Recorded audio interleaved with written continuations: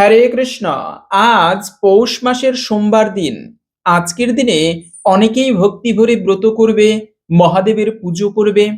যে মহাদেবের পুজো করার ফলে রাবণ ত্রিভুবনে এত প্রসিদ্ধ হয়েছিল, তাই সেই মহাদেবের দিন হচ্ছে এই সোমবার দিন। সোমবার দিনকে জন্য মহাদেবের দিন বলা হয়। তাই আজকের এ পর্বে আমরা জানবো আজকের দিনে ব্রত করতে না পারলেও বিশেষ একটি কার্য করুন বাড়িতে, এতে মহাদেবের কৃপা লাভ হবে, জীবনের অশুভ দূরীভূত হবে। মহাদেব হচ্ছে একজন সমস্ত দেবতার মধ্যে ঊর্ধ্বে যে দেবতা, তাকে বলা হয় মহাদেব, দেবতাদেরও আদি যিনি। তো সেই মহাদেবের কৃপা লাভের জন্য, জীবনের দুর্ভাগ্য দূরীভূত করার জন্য আজকের সোমবার দিনে অবশ্যই এই একটি কার্য করুন। তাই খুবই গুরুত্বপূর্ণ প্রসঙ্গ আজকের এ পর্বে আমরা জানার চেষ্টা করব। সকলকে স্বাগতম জানাচ্ছি আমাদের এই ধর্মীয় তথ্যমূলক চ্যানেলে। আশা করছি আজকের এই তথ্যগুলো আপনাকে একটুকু হলেও সমৃদ্ধ করবে, এবং ভালো লেগে থাকলে একটি লাইক করে কমেন্টে জয় শ্রী মহাদেবের জয় একবার হলেও লিখে যাবার অনুরোধ জানাচ্ছি। দেখেন, মহাদেব হচ্ছে এমন দেবতা, না জীব না ভগবান, যার মধ্যবর্তী অবস্থায়, তাই তাকে বলা হয় শিব। তিনি ভগবানও নয়, আবার সাধারণ কোনো জীবও নয়। ঠিক যেরকম গুরুতত্ত্ব, এই মহাদেব হচ্ছে আদি গুরু, এজন্য বলা হয় মহাদেবকে আমাদের জানা প্রয়োজন। কেননা আদি গুরু, গুরুদেবকে যেরকম মনুষ্য জ্ঞান করতে নেই, এটি একটি অপরাধের। আবার গুরুদেব সাক্ষাৎ ভগবানও নয়, গুরুদেবকে আমি ভগবান বলে প্রচার করব, এটা কিন্তু অপরাধ।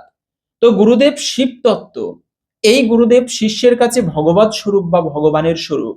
এজন্য যারা মহাদেবের পুজো করে, শাস্ত্রের শিবপুরাণে পাওয়া যায়, তারা মহাদেবকে ভগবান জ্ঞানে পুজো করতে হয়। এই জগতের কোনো দেবদেবীর সাধ্য নেই তার ভক্তকে মুক্তি দিতে পারে। মুক্তি মানে হচ্ছে যেখানে গেলে এই মানে জগৎ সংসারের দুঃখ যন্ত্রণা আর ভোগ করতে হয় না, এই জগতে পুনরায় আবার জন্মগ্রহণ করতে হয় না, সেই স্থানকে বলা হয় মুক্ত চিন্ময় ধাম। তো সেই এই মানে চতুর্দশ ভুবন, এটা হচ্ছে এই ব্রহ্মাণ্ডের মধ্যে জড় জগৎ। কিন্তু মহাদেবের লোক এই চতুর্দশ ভুবনের ঊর্ধ্বে রয়েছে সেই চিন্ময় লোক, যেখানে গেলে আর এই জগতে ফিরে আসতে হয় না। মহাদেবের লোক হচ্ছে চিন্ময় লোকে কৈলাস, বা সেই কৈলাস। তাই সেখানে প্রত্যেকটা জীব কর্পূর গৌরম, কর্পূরের মতো সাদা, সেখানে যারা গমন করে, মহাদেবের ভক্তগণ সেখানে অবস্থান করে। কিছু কিছু মনি ঋষি আছে শুধুমাত্র মহাদেবের তপস্যা করে। এবং প্রথমেই তো আমরা বললাম, রাবণ এত প্রসিদ্ধ হয়েছিল কিভাবে জগতে, একমাত্র সেই মহাদেবের তপস্যা করেছিল, মহাদেবের কৃপা লাভ করে জগতে এত সমৃদ্ধ হতে পেরেছিল। তাই যারা পরিবারের সমৃদ্ধ হতে চায়, জীবনে সমস্ত অশুভ দূর করতে চায়, পাশাপাশি পরজন্মে ভালো কিছু প্রাপ্ত করতে চায়, মুক্তি লাভ করতে চায়, এদের জন্য মহাদেবের কৃপা লাভ করা কিন্তু অত্যন্ত গুরুত্বপূর্ণ। তাই সেই মহাদেবের পুজো করা হয় সোমবার দিনে। ভক্ত যদি সমস্ত বিপদের মধ্যেও, কঠিন পরিস্থিতির মধ্যেও বৃহস্পতি মানে সোমবার দিনে ব্রত করে মহাদেবের পুজো করতে পারে, তবে মহাদেবের কৃপায় তার বিপদ শীঘ্রই দূরীভূত হয়। আর এ জগতে অসাধ্য বলে কিছু থাকে না। এই যে আমরা শঙ্করাচার্যের কথা শুনি, সেই শঙ্করাচার্য পর্যন্ত মহাদেবের কৃপাপুষ্ট সন্তান ছিল। জগতে মার্কণ্ডেয় ঋষির কথা শুনি, একমাত্র যে ঋষি এত দীর্ঘকাল জীবিত ছিল, মাত্র 16 বছর বয়সে মার্কণ্ডেয়র মৃত্যু হবার কথা ছিল। খুবই প্রসিদ্ধ এই কাহিনী, আমরা তো সকলে জানি। কিন্তু সেই মার্কণ্ডেয়, তিনি 7 কল্পকাল জীবিত ছিল, ভাবা যায়। 7 বার পৃথিবী প্রলয় হয়েছে, ভগবান সাক্ষাৎ তাকে রক্ষা করেছে একমাত্র মহাদেবের কৃপায়। তাই তো সেই সোমবার দিনে ব্রত করা অত্যন্ত গুরুত্বপূর্ণ। কিন্তু যারা আজকের দিনে ব্রত করতে না পারবে, তারা কি করবে? ব্রত করতে না পারলে একেবারে সংক্ষেপে মহাদেবের পুজো করতে পারেন। মহাদেব সব থেকে বেশি প্রসন্ন হয়, যেমন ভগবানকে একটা তুলসী পত্র নিবেদন করলে, আপনি ভগবানকে মণিমুক্ত আদি দিলে ভগবান যত প্রসন্ন হয়, তার থেকেও বেশি প্রসন্ন হয় যদি কেউ ভক্তি ভরে পত্রম পুষ্পম ফলম তয়ম ইয়মে ভক্তা প্রযচ্ছতি তদহং ভক্ত পরিতমাস্মামি প্রযতাত্মনঃ। পত্রপুষ্প ফল জল যদি কেউ ভক্তি সহ ভগবানকে নিবেদন করে, ভগবান তাতে অত্যন্ত প্রসন্ন হয়, ভক্তের সেই ভক্তিপ্লুত উপহার প্রীতি সহকারে গ্রহণ করে। আর মহাদেবেরও প্রিয় হচ্ছে এই বিল্বপত্র। কোন কোন কাহিনীতে পাওয়া যায় এই বেলপত্র বা বেল গাছ কোথা থেকে এসেছে। এই বেল বৃক্ষ এসেছে মা লক্ষ্মী দেবীর সেই স্তনের ধারা থেকে, মা লক্ষ্মী দেবীর করুণার ধারা থেকে এসেছে এই বিল্ল বৃক্ষ। এরকম একটা কাহিনী পাওয়া যায়।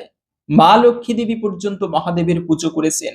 স্বয়ং মহাদেব মা লক্ষ্মীকে বলেছেন, মা এই যে বৃক্ষ হবে, এই বৃক্ষ তোমার অশ্রু ধারা থেকে তৈরি হলো, এই বৃক্ষের ফলের স্বাদ হবে তোমার স্তনের অমৃত ধারার মতো। তো এই বৃক্ষ হবে আমার সব থেকে প্রিয় বৃক্ষ। যদি কোনো ভক্ত বিল্ল পত্র দিয়ে শুধুমাত্র কিছু না পারলেও বিল্ল পত্র দিয়ে আমার পুজো করতে পারে, আমি সেই ভক্তিকে আশীর্বাদ করি, তার জন্ম জন্মান্তরের পাপরাশি দূরীভূত করে দেই, তার মনোবাসনা পর্যন্ত পূর্ণ করি। এজন্য মহান মহান ভক্তেরা গভীর রাত্রে পুষ্প চয়ন করে মহাদেবের পুজো করে, সাধনা করে থাকে। তাই সেই মহাদেবের পুজো করা, বিশেষ করে আমরা অনেকে আছে মহাদেবের নিন্দা করি, কিন্তু ভুলেও এই সোমবার দিনে যে কাজটি করা উচিত নয় তার মধ্যে প্রথমত হচ্ছে কখনো নিন্দা করতে নেই। কিছু কিছু কৃষ্ণ ভক্তদের বা বৈষ্ণবদেরকে দেখা যায় যারা মহাদেবের ভক্ত হলে তাদের নিন্দা করে। এটা চরম অপরাধ। মহাদেবকে বলা হয় বৈষ্ণবানাম যথা শম্ভু। বৈষ্ণবদের মধ্যে শ্রেষ্ঠ হচ্ছে মহাদেব, পঞ্চমুখে রাম নাম জপ করে। আর সেই মহাদেবের নিন্দা করা মানে চরম অপরাধ। শিব ব্রহ্ম আদি দেবতাদের, ব্রহ্মা আদি দেবতাদেরকে নিন্দা করা মানে এতে চরম অপরাধের ভাগী হওয়া। ভগবান কখনো এতে প্রসন্ন হয় না। তাই কখনো মহাদেবের, যারা মহাদেবের ভক্ত পুজো করে এটা করুক, অবশ্যই মহাদেব তাদের কৃপা করবে, কিন্তু সর্বশ্রেষ্ঠ পুজো করা ভগবানের পুজো। তার মানে মহাদেব সে কোনো ভক্তই নয়, সে কোনো দেবতা নয়, তার পুজো করা যাবে না, এরকমটা সম্পূর্ণ ভণ্ডামি। এমনটা কখনো বলা উচিত নয়। পাশাপাশি হচ্ছে আজকের দিনে আর একটা খুবই শুভ বিষয়, যদি কেউ ধুতুরা ফুল মহাদেবকে নিবেদন করতে পারে।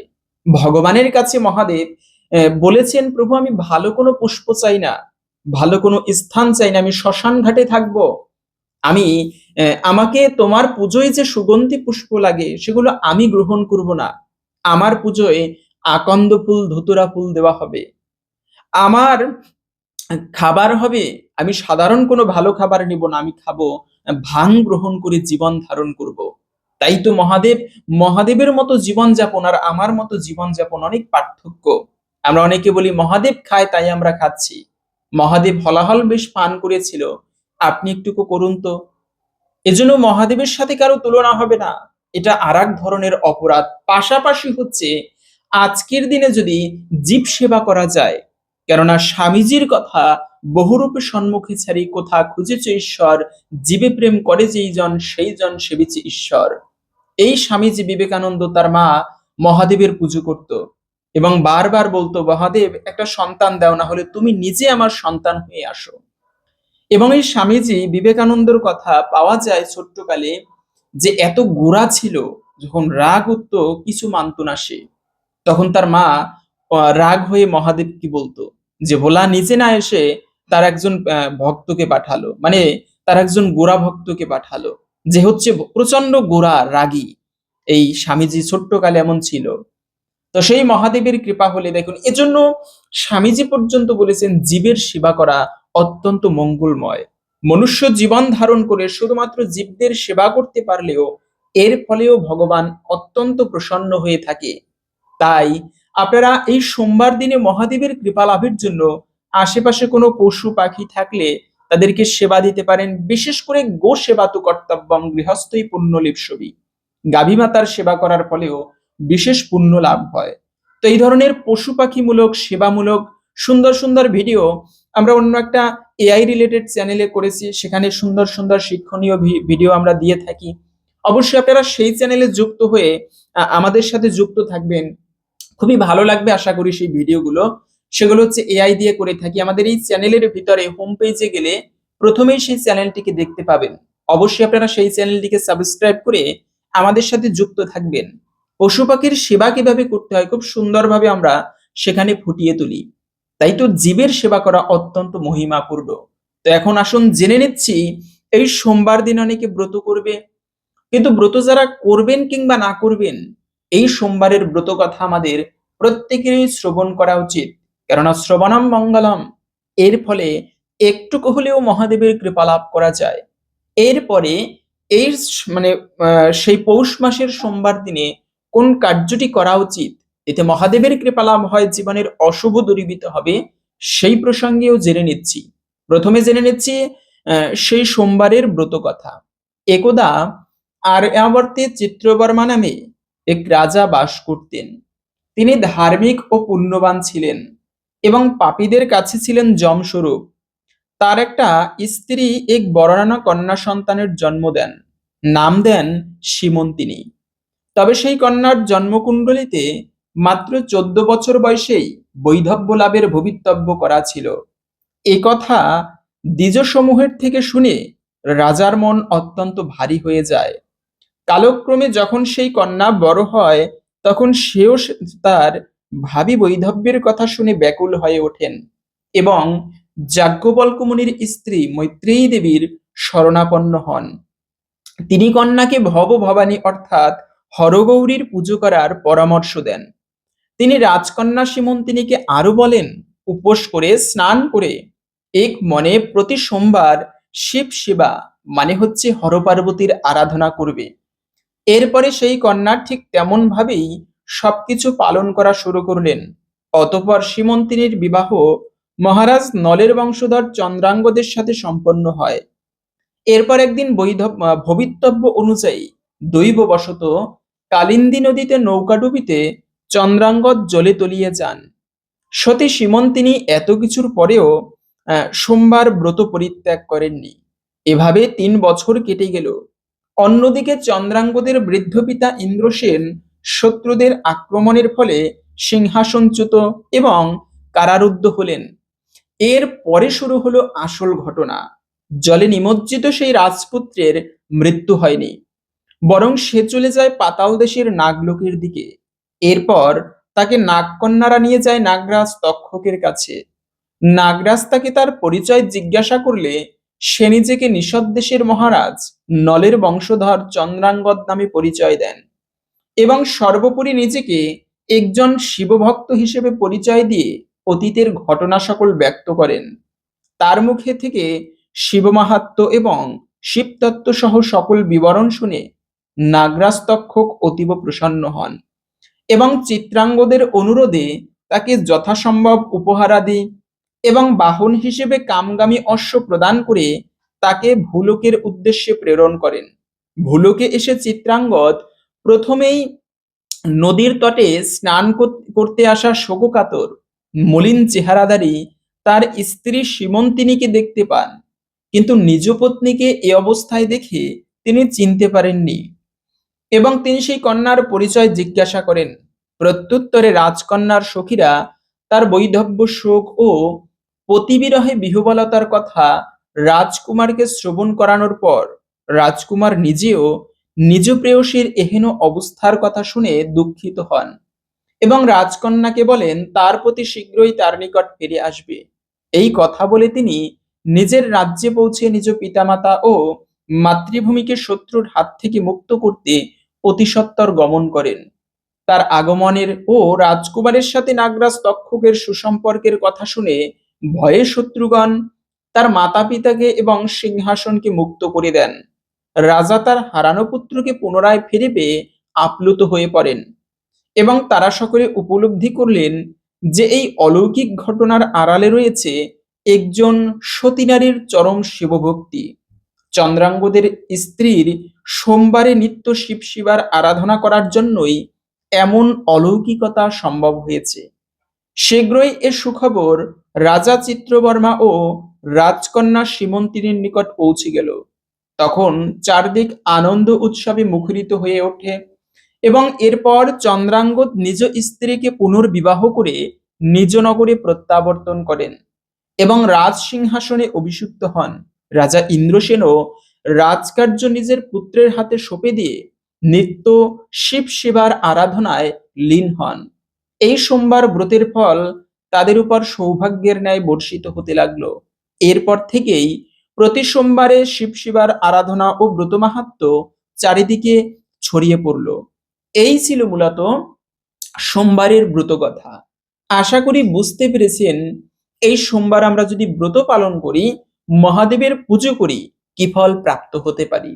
তাই এই সোমবারে যদি ব্রত করতে নাও পারেন, প্রথমত হচ্ছে ব্রত করে যে কার্যটি অবশ্যই করা উচিত তা হচ্ছে, যদি মহাদেবের প্রতি ভক্তি থাকে অবশ্যই আপনারা এই সোমবার একটুকু কাঁচা দুগ্ধ, একটুকু বিল্লপত্র, একটুকু পুষ্প সংগ্রহ করে মহাদেবের পুজো করবেন। এতে মহাদেব হচ্ছে আশুতোষ। আমরা মহাদেবকে অনেক সময় আহ, মানে ভৈরব বলে জানি, মহাদেবকে অনেক সময় রাগী বলে জানি, কিন্তু মহাদেবের মতো এত শান্ত, এত অল্পতে সন্তুষ্ট কোনো দেব নেই। মহাদেবকে জন্য আশুতোষ বলা হয়, মানে অল্পতেই যিনি সন্তুষ্ট হন। আর সেই মহাদেবের কৃপা লাভের জন্য সংক্ষেপে প্রতি সোমবারে যদি কেউ পুজো করতে পারে, নিঃসন্দেহে মহাদেবের কৃপা লাভ হয়। বিশেষ করে আজকের দিনে ওম নমঃ শিবায় এই মন্ত্রটি আপনারা ভক্তি ভরে জপ করতে পারেন।